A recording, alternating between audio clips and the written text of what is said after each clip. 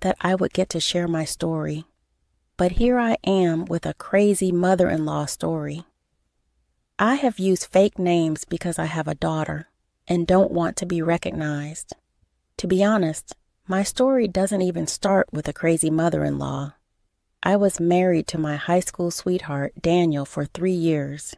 We married early and settled in well before my mid-20s. Daniel was working at his father's business, so we were already pretty well settled. His mother, Jenny, absolutely adored me, and with his brother, Devin, we were one big, happy family. Unfortunately, Daniel's dad passed away when we were in school, so he couldn't be a part of our family. Overall, I had some amazing years with Daniel and his family. However, tragedy hit soon, and I was left with a big hole in my heart. One morning, I got a devastating call from Jenny when I was at work. She wasn't herself and said, "Liza, I have some terrible news. Daniel got into a car crash. He didn't even make it to the hospital. I'm so sorry, Liza. I don't know what to do." No, this can't happen. My whole world came crashing down. The man who I thought would be my life partner passed away too soon.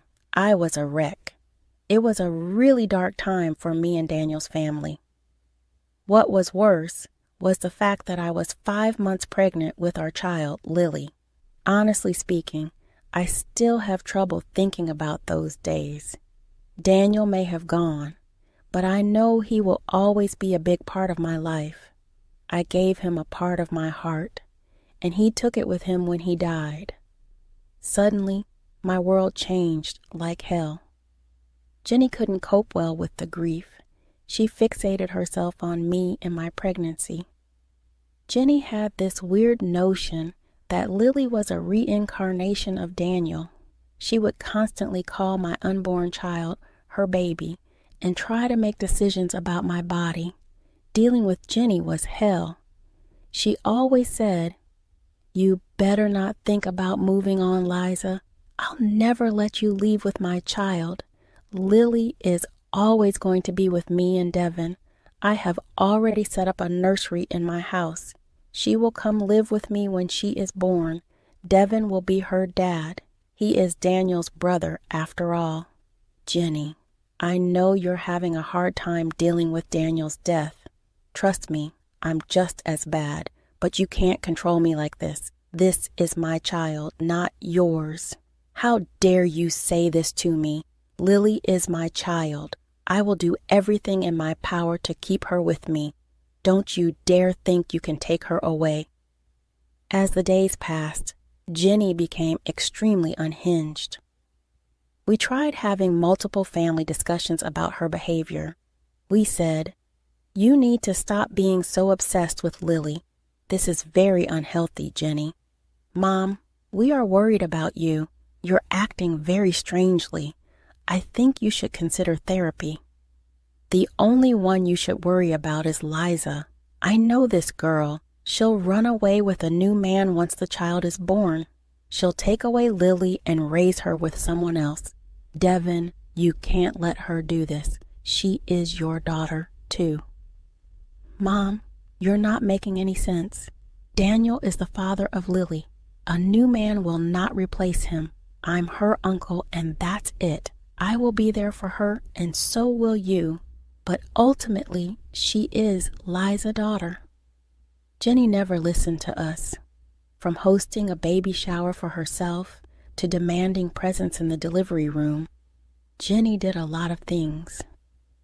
Just thinking about everything makes me have a panic attack.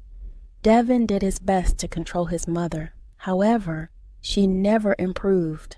The first serious trouble she made was just after I gave birth. She came to my room and asked to hold the baby. When I handed her my daughter, she ran for the door. Luckily, Devin was outside and stopped her with some nurses. From that moment, I knew Jenny couldn't be around my daughter, so I filed a case against her and let the cops deal with her. I was at first hesitant to get a restraining order. I wanted Lily to know her grandma, so I put some boundaries and hoped for the best. Jenny crossed all of them. She tried to take my daughter away several times. She also tried to convince and demand Devin and his girlfriend to adopt Lily. They refused because they are actually sane people. Jenny also didn't like the fact that I was seeing someone when Lily was 2. The last straw came when she tried to take her away from daycare without my permission. We found that she had planned to move to a different state. I immediately confronted her in front of Devin. "What is wrong with you, Jenny?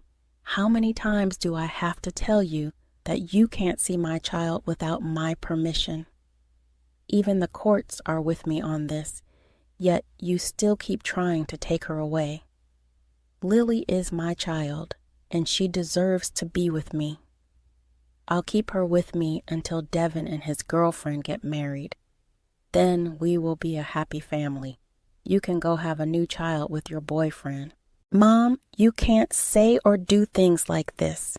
We have already told you that Lily belongs to Liza alone. If she marries again, Lily will have a father figure. You don't have to worry about her." "No, no, no. This is Daniel's daughter. I won't let anyone else raise her. She is mine and mine only. Liza is nothing but a womb. I will take my Lily away from this witch." By that point, I was completely done with Jenny. She never showed any improvement and instead got worse with time. Now I was actually getting worried for Lily's safety, so I decided to file a restraining order against Jenny. I knew that the restraining order would make her go mad, so before she could do any more damage, I shifted to a different country. I took a transfer and left without telling anyone the address. Only Devin knew my address because he was dependable. Jenny's behavior did have a lasting impression on me.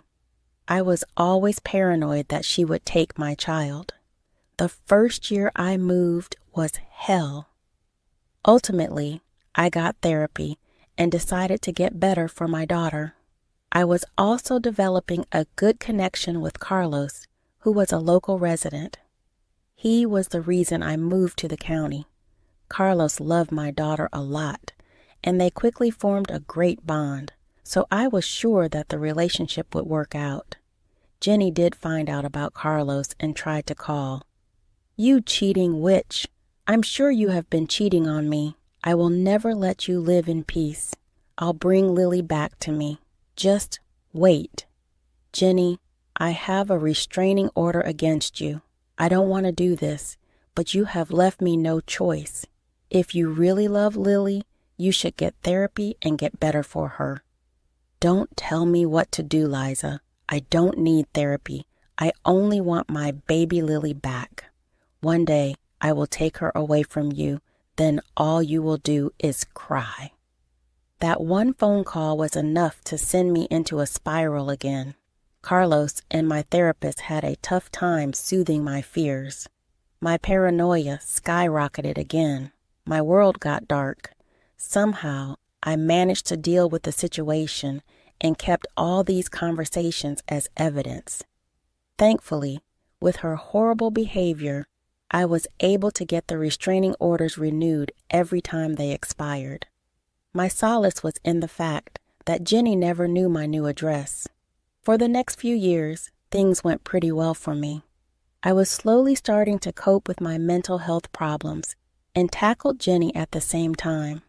I can't begin to tell you just how many phone numbers I had changed. When Lily was 6, I married Carlos and began my life with him. Devin and his girlfriend turned fiancé were invited, but Jenny was strictly not allowed.